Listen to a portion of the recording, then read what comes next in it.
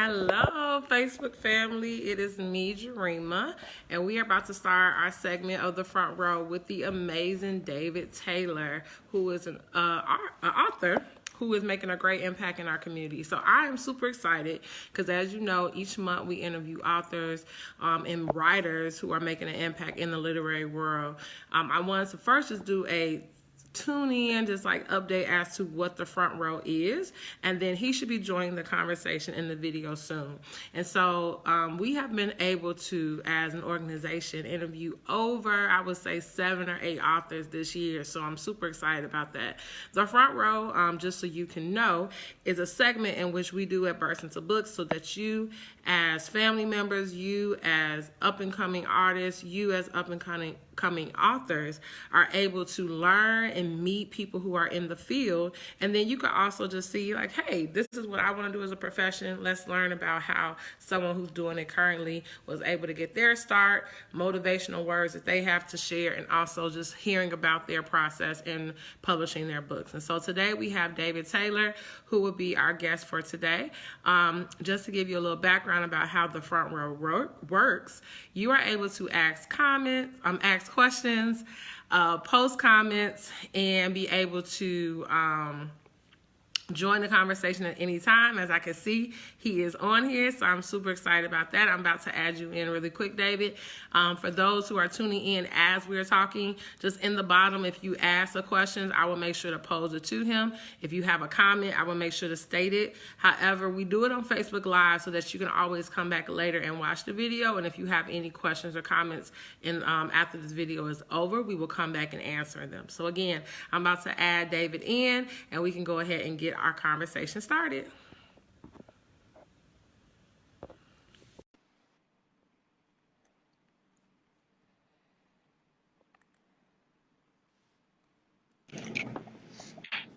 Hi, David. Hey, how are you? I'm doing great. How are you? Great, thank you. Cool. Thanks for having me.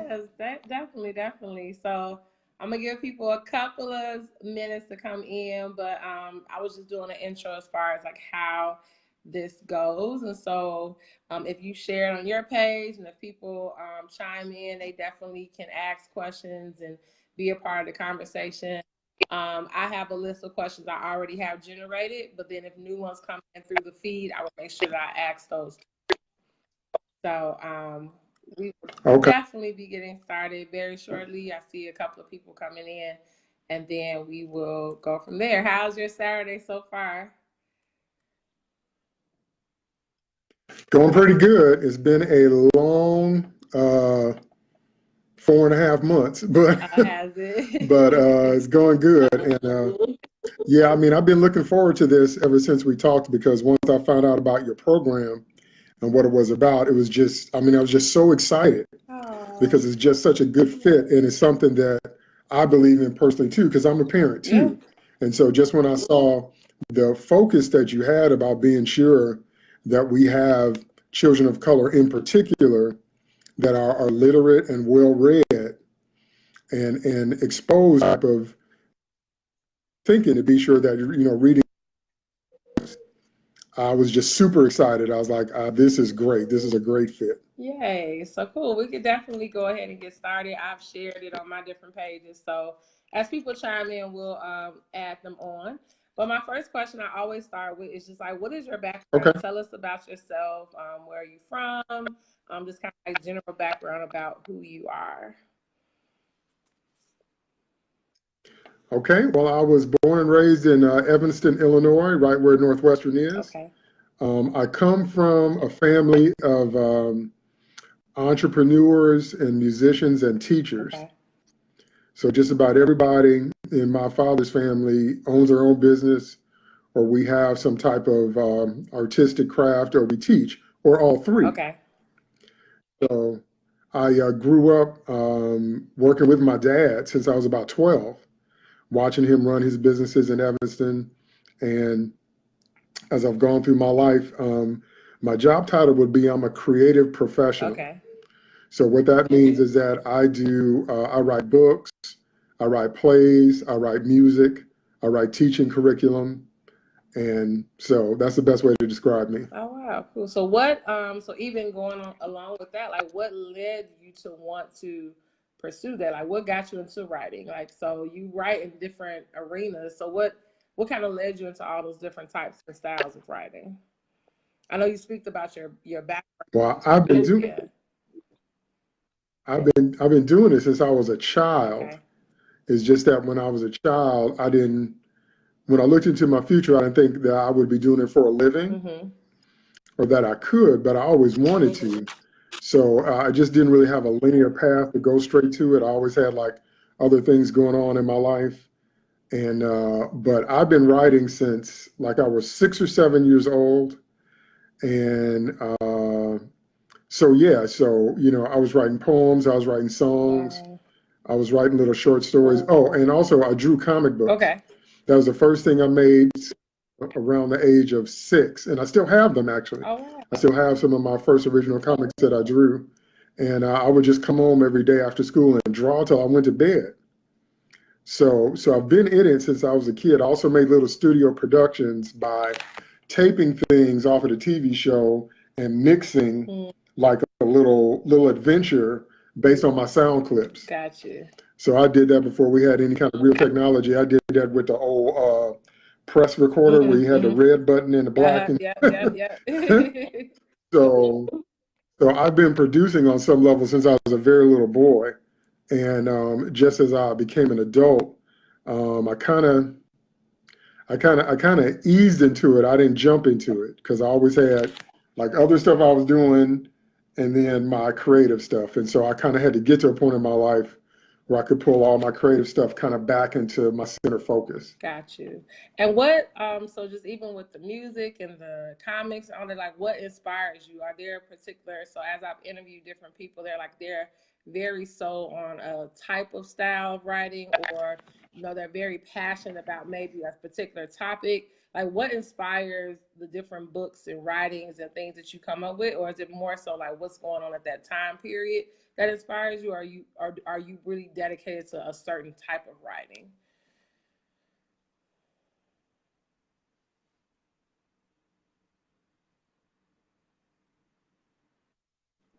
Hello?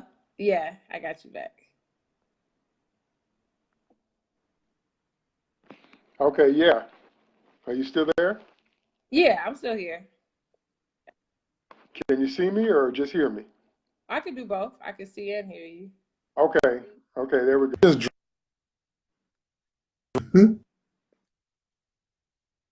Okay. Did you hear the question that I posed? Yeah, can you see me and hear me now? Yep. Okay, because that just dropped. That was just crazy. Okay, so to answer your question, the answer to your question is for me, I don't know how it works for other people, but for me, God just kind of drops things in my spirit and just drops things in my head. So my inspiration is normally from the inside out, or I'll see something that kind of triggers a thought or memory, or also when you do songwriter training, when you're trained to be a songwriter, people don't really understand that they're given lyrics all the time and they're given titles all the time and they're saying stuff all the time. That's a song. And so when you take songwriter training, you learn how to recognize that stuff. Okay. So then it becomes a combination of your natural talent, but also your training to learn how to pick stuff out of the air, pick stuff out of your heart. And then so things just kind of come in my spirit. Like I'll give you an example. I was on a plane 2 years ago to go visit a friend of mine, and this play dropped in my spirit. Okay. And I was so excited. I could see the staging. I could see the costumes. I could see the twists in the story. I could see what I was going to do to make it different, make it unique, and it all just kind of came alive inside of me while I was on the plane. Yeah. So I reached into my backpack and pulled out my laptop and I just started typing. So I can't wait to release this play on the world because it's been percolating inside of me for several years now. Oh, wow. So, so yeah, so that's normally how stuff comes to me. I just get inspired. Life is inspiration, like so many people, my own personal experiences, but also when you're a creative person, you have antenna that's tuned to the creative part of the spirit, Mm-hmm. and it's on all the time, even when you're asleep. So anybody that's truly creative will tell you that sometimes stuff interrupts you in your sleep, Yeah. and you got to get up and write it down so you don't forget it. Yep. Because the way it works is that if you don't write it down when God gives it to you, he'll just give it to somebody else. Very true. Very true. Very true. So yeah, so that's kind of what my life is like, that just having that antenna up all the time. Wow. So even with, so you spoke about like writing the play, and I know that even when you came out a couple of weeks ago with like your books, how long does it normally take you? I know in that situation it's like, okay, it was on your spirit, you wrote it in that second, but how long does it normally take you to write a play? Or I think because you're so diverse, like a play maybe versus a book, like what's like the normal time frame? Or is it really just like, hey, as it's coming along, it just kind of comes along its own timing? Well, with a novel and with a play, you're talking about a year minimum. Got you. If you're talking about like some of the children's books that I had, honestly, when I was writing those, I just gave up a bunch of sleep. Wow. So I was up at 2, 3, 4, or 5 o'clock in the morning putting those together. So when you're talking about shorter stuff like that, you can kind of push to get those Okay. done. Okay. But when you talk about, yeah, longer works like novels and plays, you're talking about like a year minimum, because part of the process, what you have to do is, and this is what um, some people really struggle with when they start out, what you have to do is you have to decide which ideas you're going to reject. Mm, And that's the first part of the process. If you can see a musical or a play, or if you can write a novel and you see that in your head, there's a whole bunch of different ways it could go. And you're not going to have time, especially with like a 1.5 hour, a 90-minute play, you're not going to have time to chase every idea that is attached, to that thing. So you got to spend, at least a month. You got to spend 30 days looking at all your ideas, and then you have to have some type of chart or sheet where you say, okay, no, no, no, no, hey, no, let's go. we're going to use this. Mm-hmm. And then I strongly recommend you have what I call a rejected idea sheet. You don't want to throw the ideas out. Mm, What you want to do is be sure that you keep them somewhere, because you might be able to use them in another medium or another type of content. I like that. So even with the plays, Mhm. how have you? I know you have the one that you produce. Have you had one that has been able to be performed yet, or being able to be on stage yet, or not as of yet? I was pitching one of my children's plays a couple of years ago, but I've got to do some more development on that. I was part of a songwriting team in 2009. This was not my play. The name of the man that wrote the play was McKinley Johnson, and Okay. he's an award-winning playwright. He brought me and Marshall Titus in on the songwriting team, Okay. and that play was about a man named Bayard Rustin, and Bayard Rustin was a contemporary of Dr. King. Hmm. And a lot of people don't know who he is. Whoa, did we flip? Okay. Mm. Looked like your screen flipped for a Oh, minute. did So yeah, so that was 2009, and the name of that play was called Eye of the Storm. okay. And that play was about, again, a man named Bayard Rustin. He has 2 high schools in America named after him, Really? but most people don't know who he is. Yeah, Okay. most of the ideas that happened in the civil rights movement came from him, like the idea of nonviolent protest, like the organization of the March in Washington. So many of the things that Dr. King is kind of known for, Okay. Bayard was kind of behind the scenes. yeah, kind of behind the scenes feeding those ideas. Oh wow.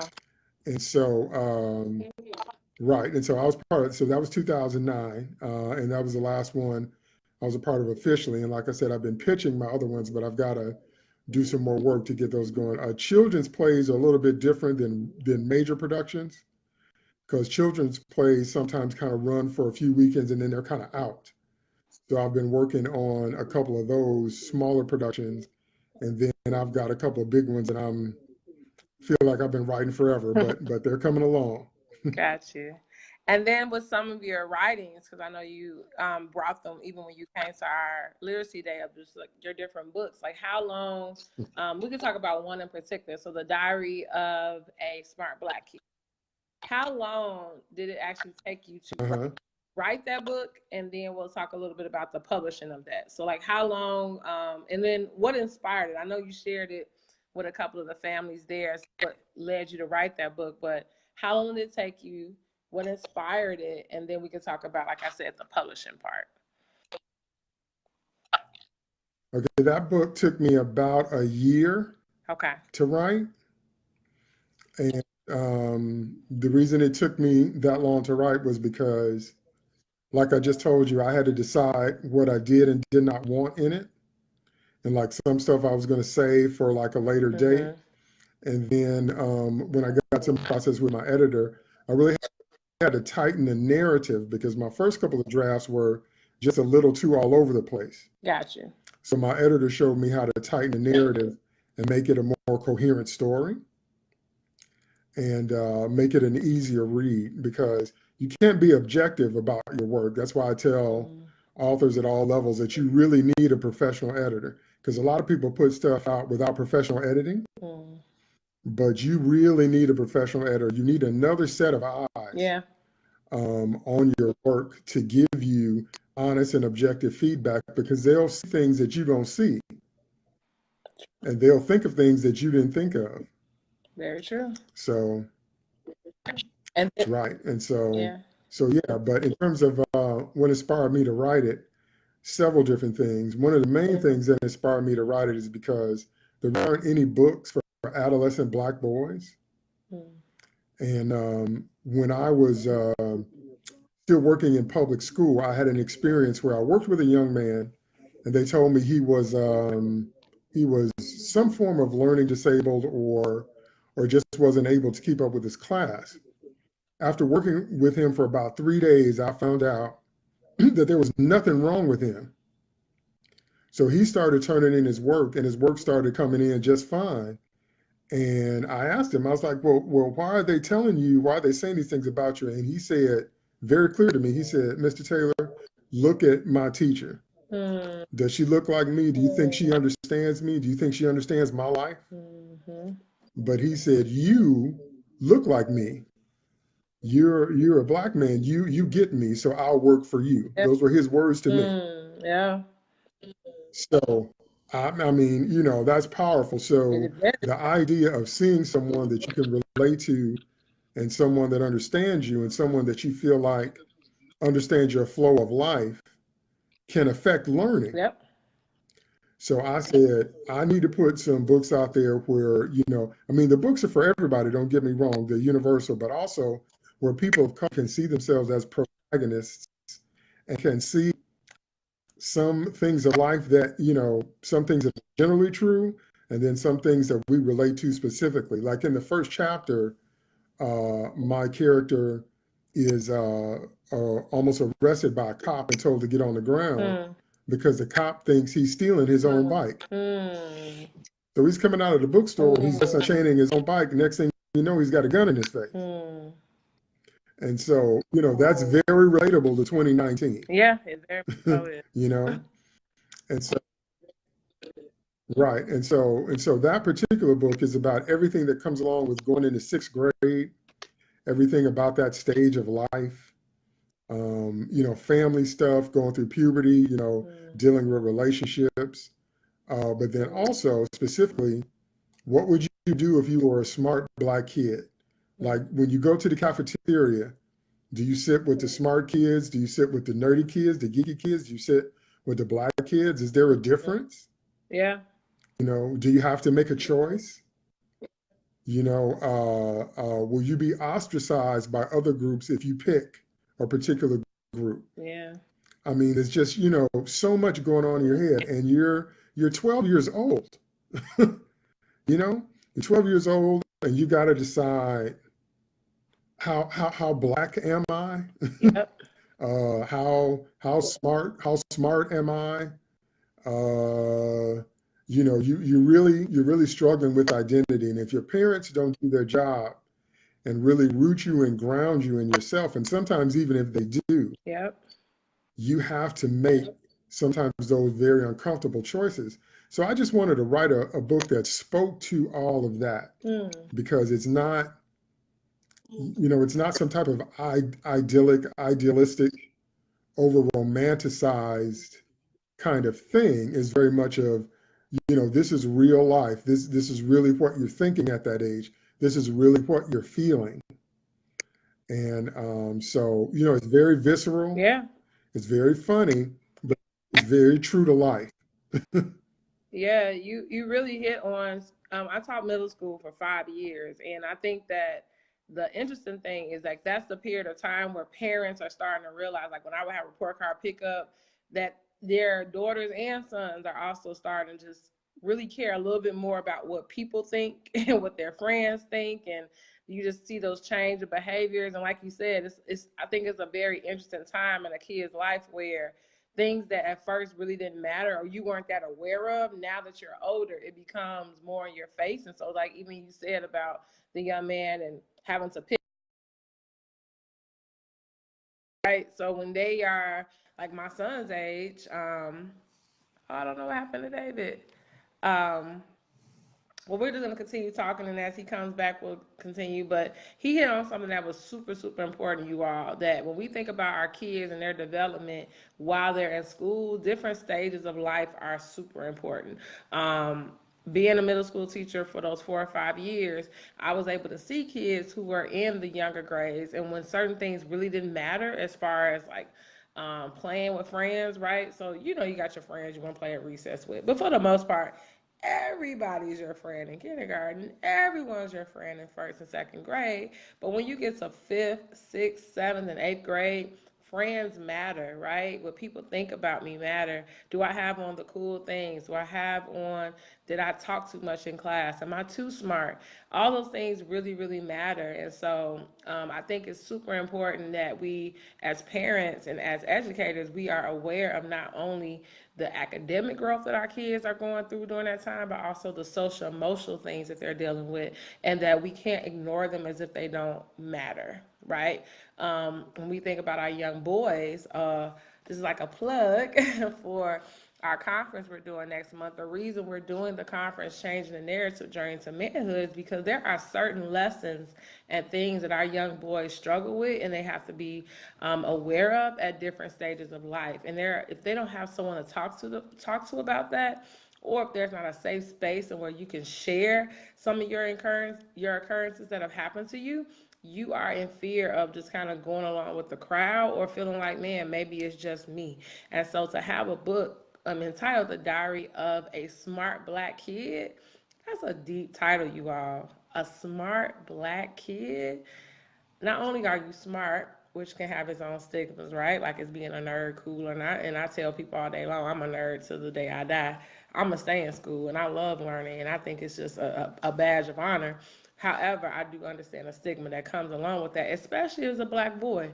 It's not always that popular to be that smart kid. But then on top of it, a black kid, a black boy. And so struggling with what society thinks about you and also struggling with maybe the stigmas that's put on our young black boys in schools.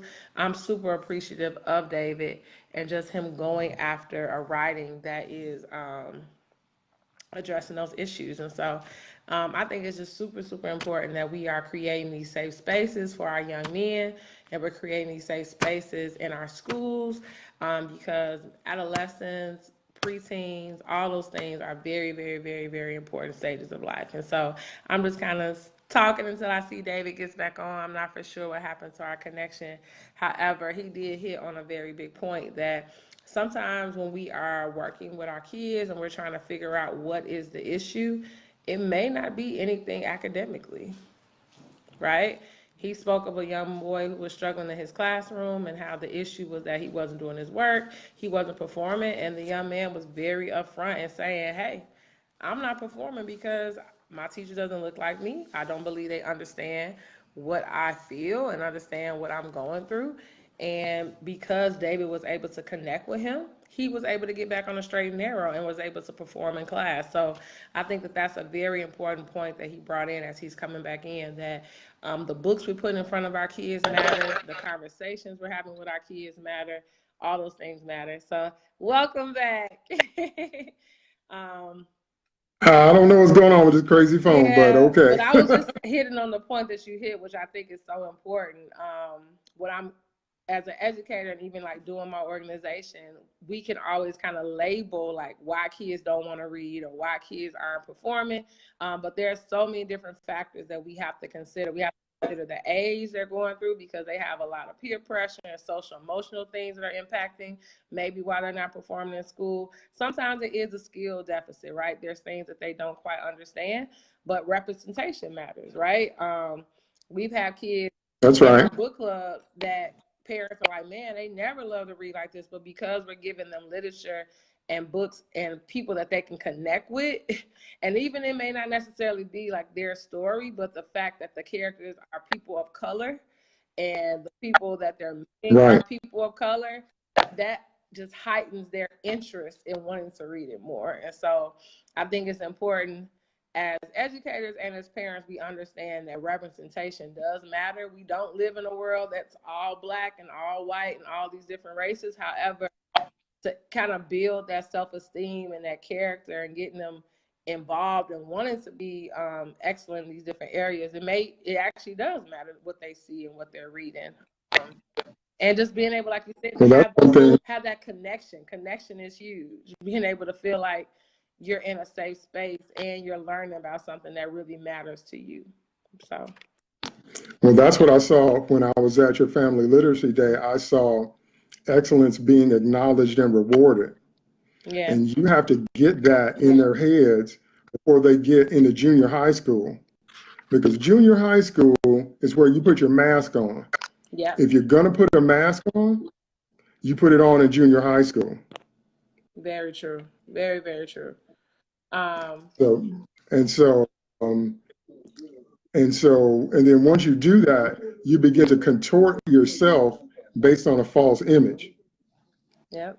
And sometimes you can be way over later in your life still carrying a false image that you put on as a child because nobody made you feel like who you were was good enough. Yep.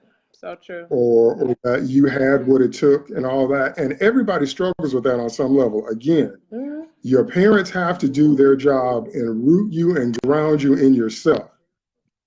They have to tell you, they have to make it clear to you that who you are is just fine, but who you are might be is always a unique combination of. So you might be tall for your age, reading at higher grade levels, you might be super athletic, you might be super geeky, you might be super inventive, and you may prefer the company of being in your science lab. You might not be that social. You might want to be around your chemicals and your formulas. I mean, you just never know. Yeah. But somebody has to tell you that that's okay. Exactly.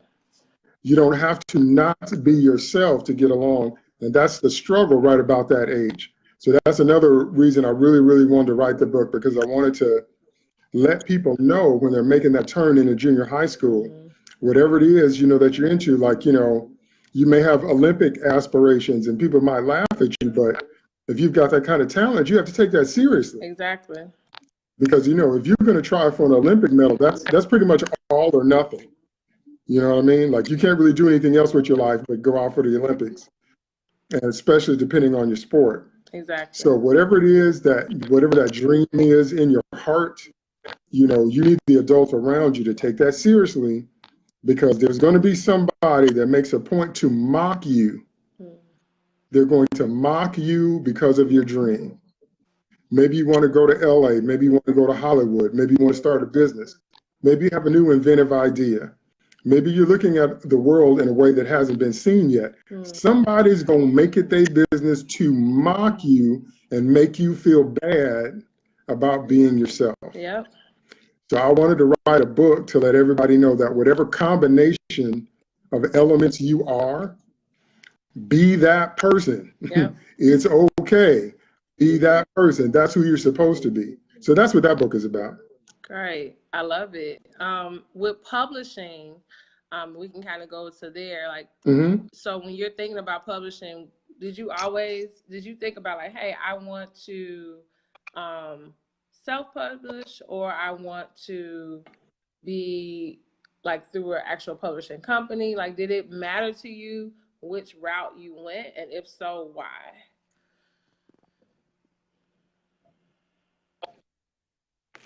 Well, just like everything else in life, there's pros and cons.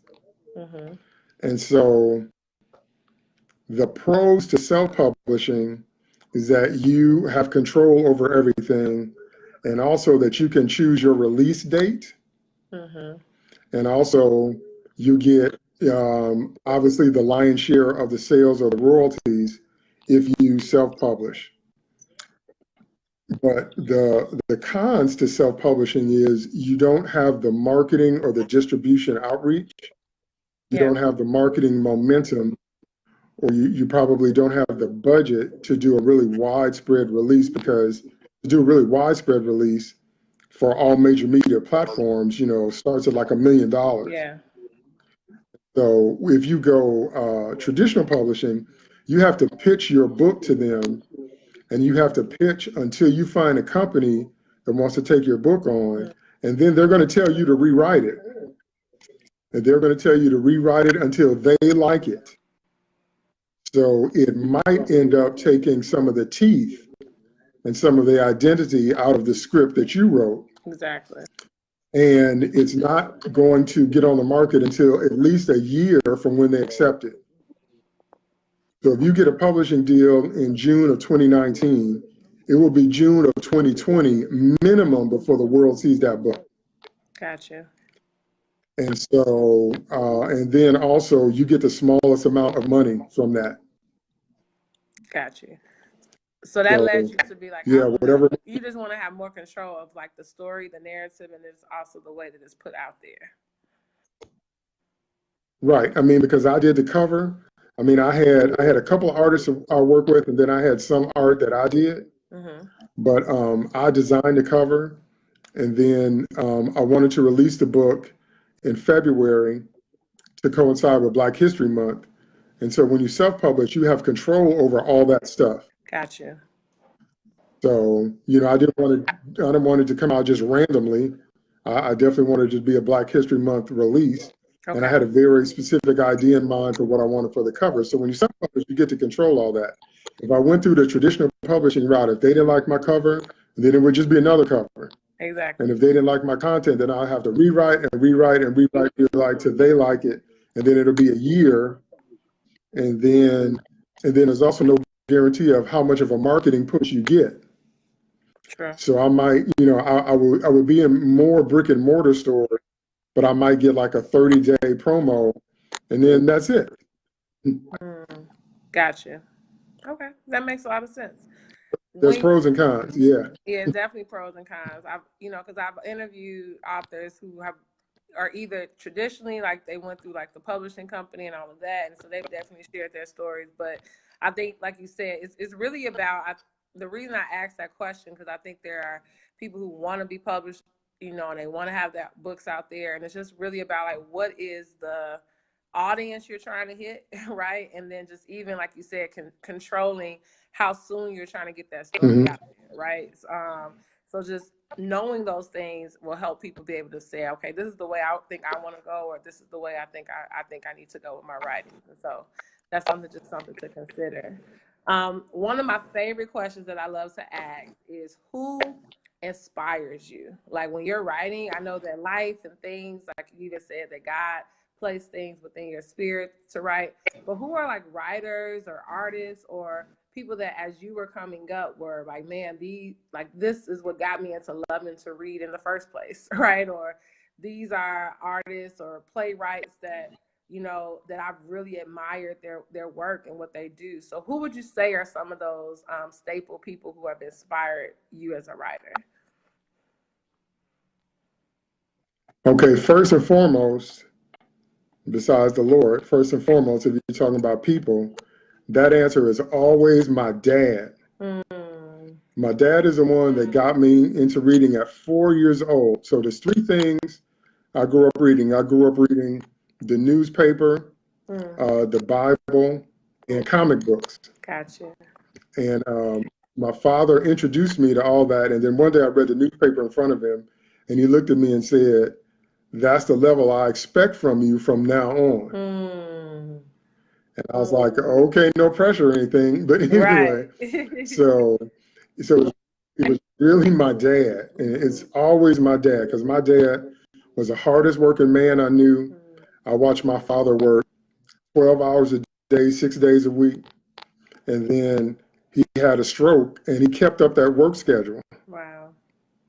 So even after he got sick, he still worked 12 hours a day, 6 days a week. Wow. So that answer is always my dad, in terms of who inspired me and who introduced me to books really young, and who challenged me to read as well as I could. As always him. In terms of other artists, in terms of my writing, I really like Alex Ross. I really like Mark Waid. I really like Peter David. So, you know, those are big sci-fi writers. Timothy Zahn, Okay. He's the one that kept Star Wars alive after the original 3 movies.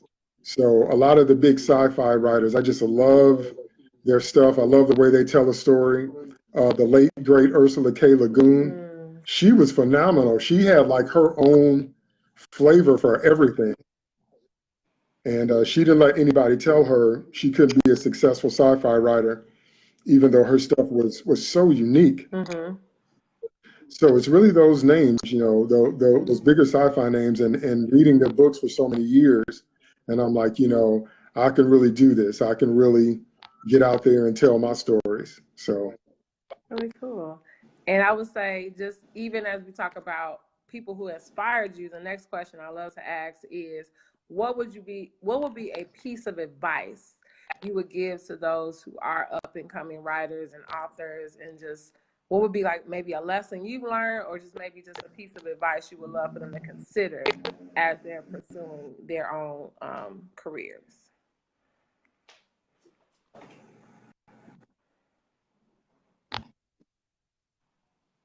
Okay, I didn't catch the last part of that question. Say it again. Oh, I was saying, just what would be a piece of advice that you would want people to consider who are aspiring authors and playwrights, and as they're going after their own careers? Oh, okay.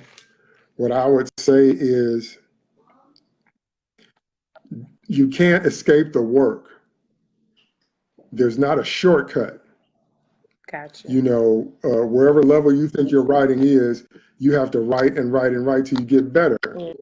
And you can't escape the work. I mean, many times if you have anything that comes out and it's successful, it looks like there was some type of linear path to that, like you just sat down one day and knocked that out. That's not true. Not at all.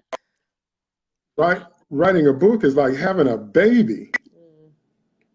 So at some point, your spirit and your mind gets pregnant with the seed of the idea, and then it starts to grow inside of you, and then you get your morning sickness because you got to deal with it. It's an idea you can't get rid of, and it makes you sick because I can't get it out of my head, so I got to deal with it.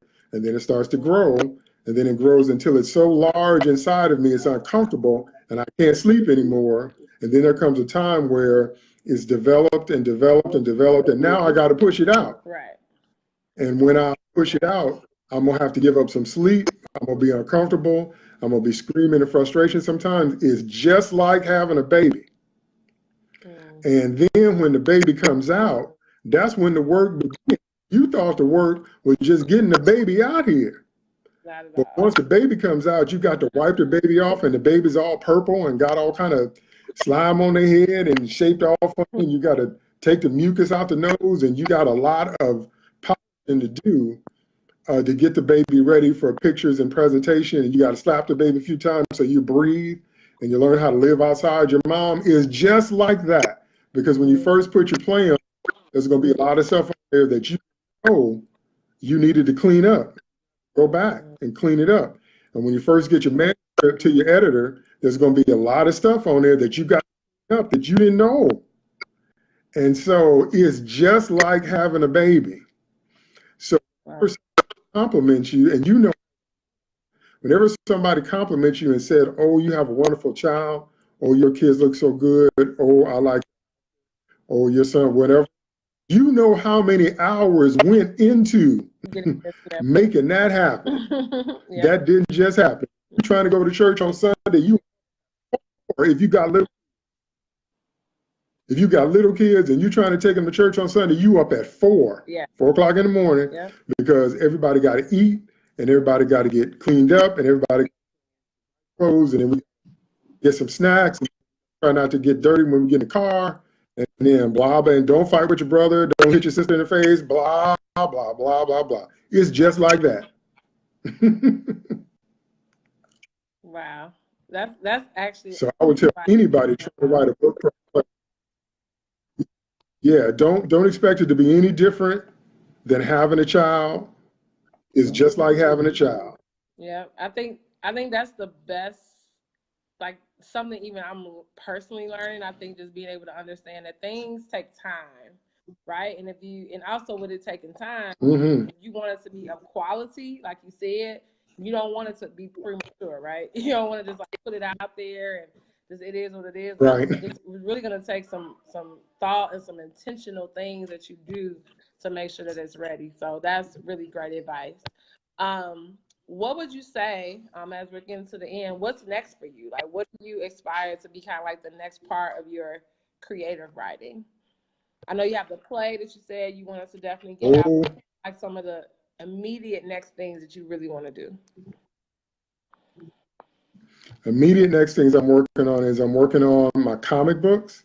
Okay. Because as I told you, I have loved comic books my entire life, and I have my own. This time I'm putting them out professionally.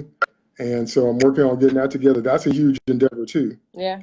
Also, I just did the children's release. So you saw my children's books, and then I just had the book launch for my alphabet series on Tuesday. Okay. But what I'm working on next is sci-fi and fantasy books, because I have some sci-fi and fantasy books I've been working on for a long time. So what's coming up next for me in the short term is comic books and sci-fi and fantasy books. Very cool. And thank you so much. How would people be able to stay in contact with you? And even as you said, you had the release on Tuesday and all the upcoming things coming. What would be the best way to contact you if they want to purchase some of your writings? And also, what is the best way for them to follow you to make sure they're aware of all the things you have coming up?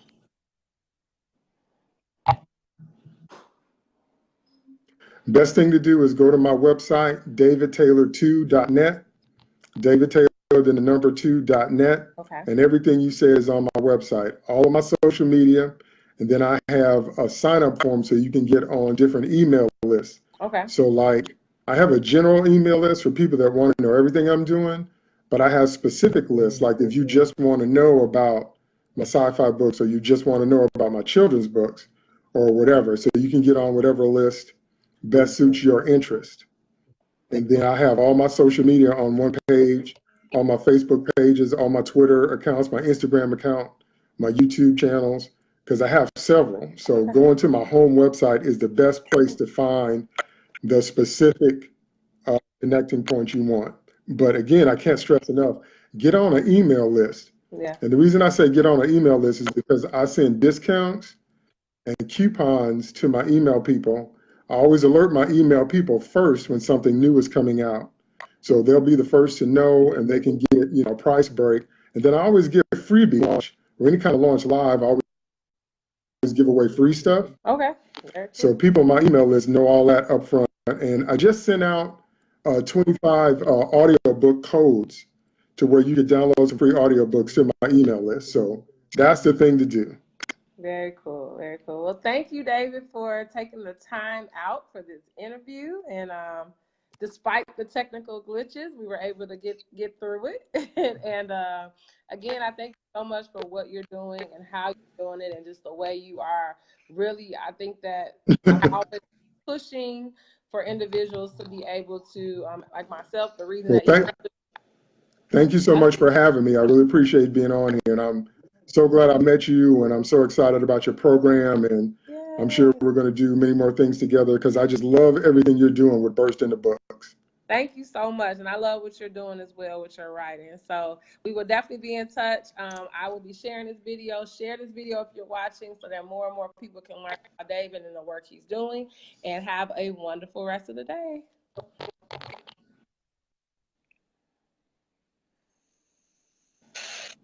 All right. Take care.